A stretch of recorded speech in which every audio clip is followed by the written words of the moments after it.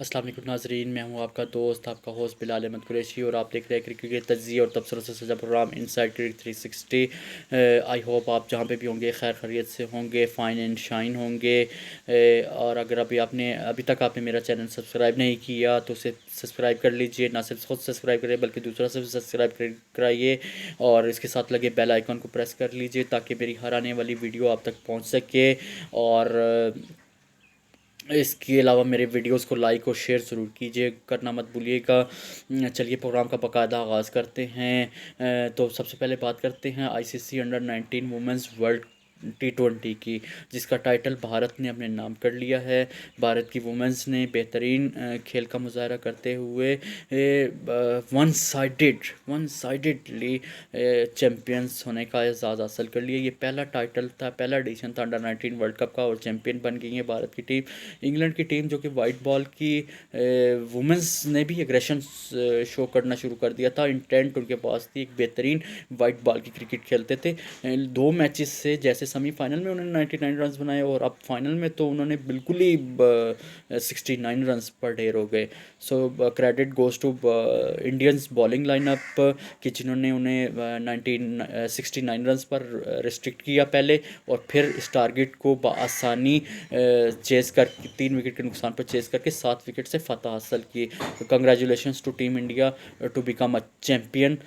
सो आज बात करते हैं दूसरे वनडे इंटरनेशनल की, इंग्लैंड और साउथ अफ्रीका के दरमियान खेले जाने वाले वनडे इंटरनेशनल की। तो मैं इसको थोड़ा सा पीछे लेकर जाना चाहता हूँ कि पहला वनडे भी इंग्लैंड इसी तरह से ही हारा। एक वक्त तक वो फेवरेट लग रहा था 299 रन्स का टारगेट चेज करने के लिए, जिस तरह की उनको अप्रोच थी। ठीक है, आपको एग्रेसिव और इंटेंट करनी है, मॉडर्न डे क्रिकेट खेलनी है, लेकिन मॉडर्न डे क्रिकेट का ये मतलब नहीं है कि आपने आंखें बंद करके चलाना है। वहाँ पर भी वो फेवरेट थे, 299 रन्स का टारगेट चेज कर लेते थे। ये सीरीज़ को देखकर मुझे लग रहा था ये सीरीज़ इंग्लैंड की ही थी, क्योंकि जिस तरह से वो 299 रन्स के टारगेट को अप्रोच कर रहे थे, 149 फॉर 1 हुआ और वहाँ से वो सीरीज़ को हारे। और अब जो दूसरा वनडे था उसमें एक बड़ा टोटल पोस्ट किया, 342 रन्स, जो कि 343 का टारगेट था। तो जॉस बटलर ने एक बेहतरीन इनिंग खेली, नीचे से आके मिडल ऑर्डर ने एक अच्छा उनको सपोर्ट किया। तो टोटल 342 तक पहुंचा। तो 342 रन किसी भी पिच पर आसान नहीं होते, लेकिन जिस तरह से साउथ अफ्रीका की टीम ने अप्रोच किया है इसको, hats off to Temba Bavuma, Miller, Dawson, जिन्होंने आकर जिस तरह से टारगेट को चेस किया, 49 एक ओवर में 5 विकेट से फतह हासिल करना, ये बहुत बड़ी फतह है मेरे हिसाब से। कि आजकल मॉडर्न डेज में 350 रन चेस हो जाते हैं और डिफेंड भी हो सकते अगर अच्छी बॉलिंग लाइन हो। इंग्लैंड को दोबारा अपने आप को रीग्रुप करना पड़ेगा और सोचना पड़ेगा कि हमें कैसी बॉलिंग लाइनअप करनी पड़ेगी, क्योंकि आपको याद है कि ये वर्ल्ड कप का साल है। आपको बताता चलो, ये वर्ल्ड कप का साल है, टीमों को अपने अपने कम्बिनेशंस को बेहतर करना है। इंग्लैंड को जितनी जल्दी ये समझ लेना पड़ेगा कि हमें एक अच्छा बॉलिंग चाहिए पेयर, कि जिससे हम स्ट्राइक कर लें, ताकि अगर 300 बनाना ये नहीं है कि आपने 300 बना लिया, आपकी बैटिंग में कितनी एबिलिटी है कि वो 300 बना भी ले, 300 चेस भी कर ले, लेकिन आपने टारगेट को डिफेंड भी तो करना है ना। तो टारगेट को डिफेंड करने के लिए आपके पास अच्छे स्ट्राइक बॉलर होने चाहिए जो अप फ्रंट भी विकेट ले लें, मिडल में भी ले लें, लोअर ऑर्डर में भी विकेट ले सकें, डेप्थ बॉलिंग भी अच्छी कर सकें। जब तक आपके पास ये तीनों शोबों में अच्छी बॉलिंग करने वाले बॉलर्स नहीं होंगे, तब तक आप एक बेहतरीन टीम नहीं बन सकते। जिस टीम के पास अच्छे बॉलर, अच्छे मिडल ऑर्डर बैट्समैन और बेहतरीन पैकेज तैयार होगा, वो टीमें वर्ल्ड कप जीतने के लिए फेवरेट्स होंगी। इंग्लैंड को जितनी जल्दी इस खामी पर काबू पाना पड़े हासिल कर लें, उतना उनके लिए अच्छा होगा। वो एक वाइट बॉल की एक बेहतरीन टीम है, चैम्पियन भी हैं 2019 के। सो उन्हें इस अपनी कमी पर मेरे हिसाब से वर्क करना पड़ चाहिए था। 342 रन किसी भी पिच पर आसान नहीं होते। Heads off to South Africans कि उन्होंने ना सिर्फ सीरीज़ अपने नाम कर ली यहाँ पर। अब देखना पड़ेगा कि तीसरे मैच में इंग्लैंड की टीम कैसे खेलती है। मेरे हिसाब से तो जिस तरह साउथ अफ्रीका ने पहला मैच जीता और अब दूसरा मैच भी जीत लिया, तो अपर हैंड साउथ अफ्रीका का मुझे लग रहा है। क्योंकि उसमें उन्होंने पहला मैच जहाँ से एक विनिंग पोजीशन से उनको इंग्लैंड को रिस्ट्रिक्ट किया, और अब जो एक बड़ा टारगेट चेस करके इंग्लैंड जैसी टीमें, इंग्लैंड और ऑस्ट्रेलिया टीम की टीमें ऐसी होती हैं कि जो एक बार मेंटली तौर पर गिर जाती हैं तो वो फिर वो उठ नहीं पाती हैं इतनी जल्दी। तो मुझे नहीं लगता कि वो तीसरा मैच भी बचा लेंगे इस तरह से। ये इंग्लैंड की टीम साउथ अफ्रीका की टीम जो है ना क्लीन स्वीप कर लेगी इंग्लैंड की टीम के अगेंस्ट। सो देखना पड़ेगा कि इंग्लैंड की टीम बाउंस बैक करती है, कैसे करती है बाउंस बैक, ये भी एक देखना पड़ेगा उनके लिए कैसा होता है कि वो बाउंस बैक कर सकते हैं। सो तीसरे टॉपिक की तरफ चलते हैं जो कि न्यूजीलैंड और इंडिया के दरमियान T20 सीरीज़ का दूसरा T20 आज लखनऊ में खेला गया।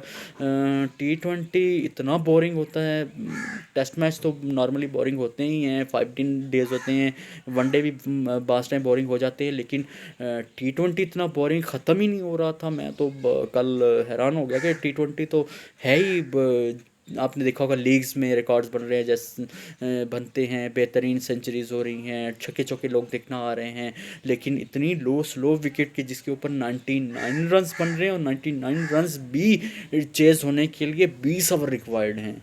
सो बहुत ज़्यादा बोरिंग क्रिकेट हुई लखनऊ के अंदर। और इसमें मैं क्रेडिट न्यूजीलैंड को देना चाहूँगा कि जिन्होंने इस 99 को भी इतना इंटरेस्टिंग बना लिया एक मौके पर कि उनको अगर 10 से 12 रन दरकार होते तो आई होप सो वो वहाँ से ना सिर्फ मैच जीत जाते बल्कि वो वहाँ से इस सीरीज़ भी निकाल कर ले जाते अपने लिए। सो इंडिया को रीथिंक करना पड़ेगा अपनी स्ट्रेटजीज़ को कि ठीक है टीमों को रोक तो ले लिया आपने आसानी से 99 के ऊपर, लेकिन उस टारगेट को, अपनी अथॉरिटी को, आप अपने होम ग्राउंड पर खेल रहे हो, आपको बेहतर पिचेस का बेहतर पता होना चाहिए, आप कमांडिंग पोजीशन में होने चाहिए थे, ना कि आप भी न्यूजीलैंड के पास अगर 10 से 12 रन और होते तो वो सीरीज़ निकाल गया था आपसे। तो ये दोबारा राहुल द्रविड़ और हार्दिक पांड्या को बैठकर सोचना पड़ेगा कि हमें जो तीसरा ओडीआई है अहमदाबाद में, उसमें एक अच्छी, ना सिर्फ अच्छी पिच बनवानी होगी कि जो फाइनल है, क्रैकर है T20 मैच, जो लोग देखने के लिए आना चाहते हैं। T20 नॉर्मली छक्के चौकों का गेम है, एक अच्छे हाई स्कोरिंग गेम होते हैं, नील बाइटर फिनिश होने चाहिए। अहमदाबाद पे भी ऐसा होना चाहिए, सीरीज़ का डिसाइडर है, और सीरीज़ का डिसाइडर जैसा लोग एक्सपेक्ट कर रहे हैं वैसा ही होना चाहिए, ना कि सिर्फ वन साइडेड, बल्कि ऐसा लो स्लो जिसके अंदर टीमें बिल्कुल ही सो रही हैं। लिटरली लग रहा था कि पिच पर सो गए हैं, मतलब बहुत ही वन साइडेड। और इस तरह से आप T20 से भी लोगों को बेजार कर रहे हैं।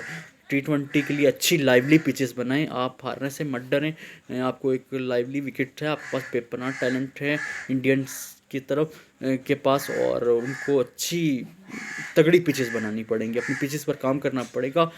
मैं अभी T20 सीरीज़ को देख के ये अंदाज़ा लगा रहा हूँ कि अगर इंडिया की टीम ओडीआई का वर्ल्ड कप करवाने जा रहा है तो क्या आया इन ग्राउंड्स पर वर्ल्ड कप के मैचेस हो पाएंगे, होंगे तो कैसे होंगे। इंडिया को फिर भी सोचना पड़ेगा कि अगर उनका लखनऊ में किसी के साथ, बड़ी टीम के साथ ऐसा मैच आ जाता है तो वहाँ पर फंस सकते हैं। तो इनको अपनी बहुत थोड़ा टाइम रह गया अपनी चीज़ों को ट्विक करने के लिए, पिचेस को बेहतर करना पड़ेगा, अपने प्लेयर्स को बेहतरीन स्टैंड अप करना पड़ेगा, क्योंकि देखें ये अब वर्ल्ड कप का साल है। अगर इसके अंदर भी इन्होंने, इंडिया ने नहीं सीखा तो ये एक टाइटल जो कि इनको अपने होम ग्राउंड में यकीनी लग रहा है, वो भी उनके हाथ से जा सकता है। उनको पिचेस के ऊपर काम करना पड़ेगा, उनको अपने कम्बिनेशन को बेहतरीन करना पड़ेगा अपने होम ग्राउंड के ऊपर। जिस तरह से ओडीआई सीरीज़ खेली है, न्यूजीलैंड की टीम को वन साइडेड मारा है, करीब भी नहीं आने दिया, लेकिन T20 सीरीज़ में न्यूजीलैंड ऐसे लग रहा है जैसे वो अपने होम ग्राउंड में खेल रहा है, ऐसे चढ़ कर खेल रहा है। तो इंडिया को देखना पड़ेगा, हार्दिक पांड्या को देखना पड़ेगा, अपनी 11 को ठीक करना पड़ेगा कि वो 11 ठीक खिला रहे हैं, नहीं खिला रहे हैं, और बाकी ऊपर से भी दिलेरी दिखानी पड़ेगी प्लेयर्स को। तो पावर प्ले, जो टीम पावर प्ले को अच्छा यूटिलाइज करती हैं वही टीमें T20 में आगे निकल जाती हैं। और अब आखिरी बात करते हैं ILT T20 के ऊपर। ILT T20 में MI एमिरेट्स ने इस लीग का, ILT का सबसे हाईएस्ट टोटल पोस्ट किया 241 फॉर 3 20 ओवर्स में। सो उसमें ओपनिंग जो है एंड्रू फ्लेचर और वसीम ने एक बेहतरीन बारी का आगाज़ किया और 150 प्लस रन की पार्टनरशिप दी। फिर उसके बाद नीचे आकर पोलार्ड ने एक बेहतरीन स्ट्राइकिंग की और 4 ओवर में, याद रहे आखिरी 4 ओवर में 88 रन स्कोर किए हैं MI एमिरेट्स ने, और इस टोटल को 241 पर पहुंचाया है। जब बोर्ड पर 241 रन लगे हुए हों तो दूसरी टीमें ऑटोमेटिकली जो है ना मोराल उनका डाउन हो जाता है, कंधे झुके हुए होते हैं, फील्ड में आ रहे होते हैं तो वो बहुत लथार्जिक फील कर रहे होते हैं। सो ऐसा ही वाइपर्स की भी टीम में दिखा, और वो फाइट दिखी ही नहीं, बिल्कुल वन साइडेड अफेयर लगा ना। 84 रन पे पैक हो जाना। ये वाइपर्स की टीम थी जिसने लास्ट मैच में 149 को डिफेंड किया था। आज उनकी बॉलिंग भी फ्लैट लगी, बैटिंग भी फ्लैट लगी। उनके पास एलेक्स हेल जैसा प्लेयर मौजूद है जो कि टी20 में बेहतरीन फॉर्म में चल रहा था।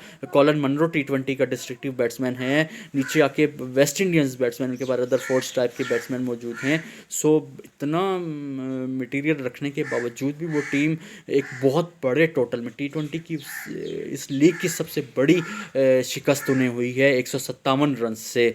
सो आई होप से इससे ये रिकवर कर लें और टेबल में दोबारा से ये वापस आएँ और मुकाबले में आएँ। उम्मीद करता हूँ आपको मेरी वीडियो पसंद आई होगी। सो जो है ना, इसे लाइक भी कीजिएगा, चैनल को सब्सक्राइब भी कीजिएगा। Bilal Ahmad Qureshi signing off. Bye bye, अल्लाह हाफिज़।